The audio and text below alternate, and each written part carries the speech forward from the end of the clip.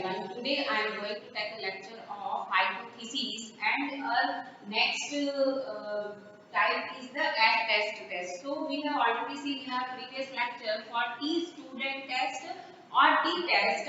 In the T test we are given in the means. We are given in only one mean or two types of mean. So we have already seen in our previous lecture. In this lecture we have to F test for ratio of variance. So in the F student test or F test, in this type of question we are given in the variance. So sometimes they are not defined here. F test, use F test. Okay, so first you check very carefully. First you check the small samples. If a question given in the small sample form, that means N1 and N2, or N1 less than equal to 30, that you use the small sample. After that you check if your question given in the mean form, so we use the T student test, and if your question given in the variance form or standard deviation form, then we use the F test. Okay, so let's start today's session, the F test for ratio of variance. So in this type of the test, let x1, x2 and xn and y1, y2 up to yn be the values of two independent random samples of size n1 and n2. That means in this question we are given in the two variance or two standard deviation. So according to two variance or two standard deviation, we have the two types of the samples, and we have two types of samples. Then we give the two means. Okay, so here x1, x2 up to xn and y1, y2, yn be the values of two independent random samples of size n1 and n2. Okay, here n1 less than equal to 30 and n2 less than equal to 30. Okay, so here capital S1 and capital S2 is standard deviation of population. Don't be confused. The standard deviation of the population in the F test we consider capital S1 and capital S2. Okay, and the small s1 and small s2 is the standard deviation of samples. Okay, because of in our previous lecture we use small s1 and small s2 is the standard deviation of sample, and sigma 1 and sigma 2 is the standard deviation of population. Got it? But in F test we use capital S1 and capital S2 standard deviation of population, because of our formula is also depend on capital S1 and capital S2. Okay, so don't be confused. Here S1 square is equal to summation x minus x bar whole square divided by n1, and S2 square is equal to summation y minus y bar whole square upon n2. So here we find the S1 square and S2 square. Why we find the S1 square and S2 square? Because of our final formula F is equal to. If we find the T student test, then we write the small t. Okay, and if we use the F test, then we write here capital F is equal to, the F test formula is very easy. Here F is equal to S1 square upon S2 square. This is the formula of the F test. Okay, but here some condition is that S1 square greater than S2 square. Okay, for example, your S2 square greater than S1 square, then in this formula you must write here S2 square upon S1 square. Okay, so always keep in mind, but sometimes your formulas are always given in S1 square upon S2 square, and here S1 square greater than S2 square. Okay, so the formula of the S1 square is equal to summation x minus x bar whole square divided by n1 minus 1. Okay, and the formula of the S2 square is equal to summation y minus y bar whole square divided by n2 minus 1. Okay, and in this F test, the degree of the freedom V1 is equal to n1 minus 1 and V2 is equal to n2 minus 1. For example, if your so here 2 points are very important. In the F test, F test always used for the right tailed test because of here sigma 1 square always greater than equal to sigma 2 square. Okay, so first if your question s1 square is equal to summation x minus x1 whole square divided by n1 and s2 square is equal to summation y minus y1 whole square divided by n2. So here n1 is equal to summation x minus x1 whole square is equal to n1 s1 square. Okay, and summation y minus y1 whole square is equal to n2 s2 square. Okay, so put both the values in your formula s1 square and s2 square. So s1 square is equal to n1 s1 square divided by n1 minus 1 and s2 square is equal to n2 s2 square divided by n2 minus 1. Okay, so this is the simple formula for f test. Actually f test is very easy in this chapter, hypothesis chapter. Okay, so first we check the working rule.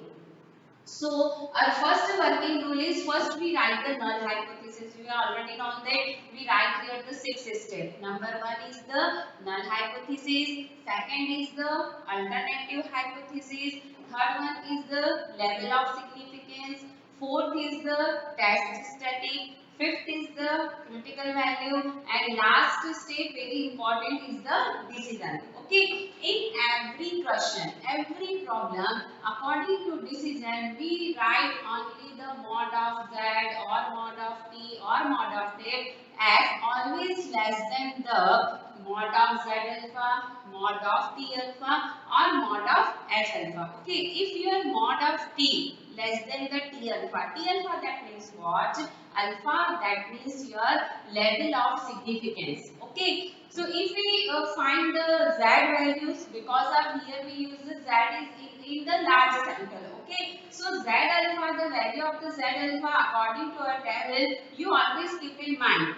But in the small sample, your value of t alpha, your value of f alpha or chi-square alpha already given in your question. Okay, we have already seen in the T student test some values are given in your question, or otherwise they provide your t table or f table or chi-square table. Okay, so here the first working rule is the null hypothesis. So always every question you write the null hypothesis is sigma 1 square is equal to sigma 2 square, because of the f test is depends on only the variance or standard deviation. Okay, in case your question given in the standard deviation form, so you find first in the variance. Okay, so here the first one is the sigma 1 square is equal to sigma 2 square. This is our null hypothesis. Okay, so alternative hypothesis is what? Alternative hypothesis, actual we write here alternative hypothesis is sigma 1 square not equal to sigma 2 square. Got it? But in the F table we are given in only the one tailed table. Okay, not in the two tailed table. So according to our table we write here only the one tailed test, and this is also the right tailed test because of the diagram of the F test is in the first quadrant. Okay, so in this chapter, in the F test, the null hypothesis is sigma 1 square is equal to sigma 2 square, and the alternative hypothesis you write here sigma 1 square greater than sigma 2 square. Why we write here sigma 1 square equal to sigma 2 square? The 2 points, according to 2 points, we write here sigma 1 square greater than sigma 2 square. First one is your F table is given in the one tailed form, and this is the right tailed test. Okay, and second point is that your formula of the F. The formula of the F is S1 square divided by S2 square, and your S1 square greater than S2 square. Okay, so here S1 square and S2 square is the standard deviation, or we can say that the variance of according to your population. Okay, and you have already known that in the previous lectures we here we use the sample, but our answer we find our answer according to our population. Okay, so second one is the alternative hypothesis, sigma 1 square greater than sigma 2 square. Third one is the level of significance. Level of significance already given in your question, but sometimes if level of significance not given, so you consider always 5% level of significance. Okay, only the 5% level of significance if your level of significance not given. Okay, next one is the test setting. So the formula of the F test is S1 square divided by S2 square, where S1 square greater than S2 square. Okay, next one is the critical value.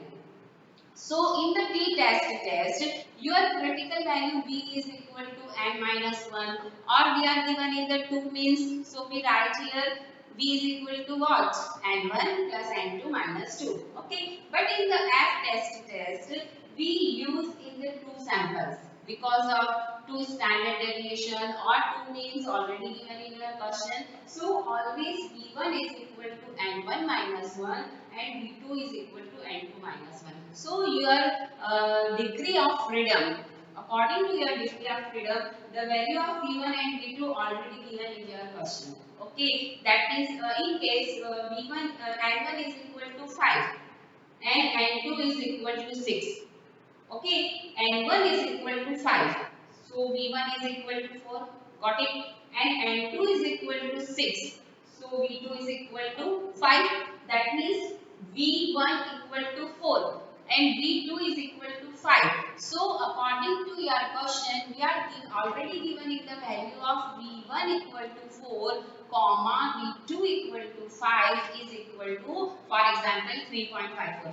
Okay, so don't worry here, this degree of freedom already given in your question. Okay, and next is the decision. So your decision, we write here the capital F less than F alpha. Okay, capital F, that means we use this formula, capital F is equal to S1 square upon S2 square. According to this formula, your S1 square and S2 square, we use this formula. For example, your small s1 and small s2 is not given in your question. So your question given in the form of x and y. Okay, that means x1, x2 up to xn, y1, y2, y up to yn. So first we find the x bar and y bar, and after that we put the value column of x minus x bar and y minus y bar. You have already seen in this type of question in your correlation and regression chapter. Okay, so basic statistics. So here first we find the small s1 and s2, that means s1 square and s2 square. After that we find the value of capital S1 square and capital S2 square. We put both the values in the formula of f. After that you compare the capital F and F alpha. Okay, your capital F, that means the value you find with the help of formula, is less than the F alpha. So your null hypothesis is accepted, but in case your value of F is greater than F alpha, so your null hypothesis is rejected. That means your alternative hypothesis is automatically accepted. Okay, so this is a very easy method for finding the very easy working rule for finding the F test, and the problems are very easy, depends on the F test. So I will continue this topic in our next lecture. Thank you for watching this video.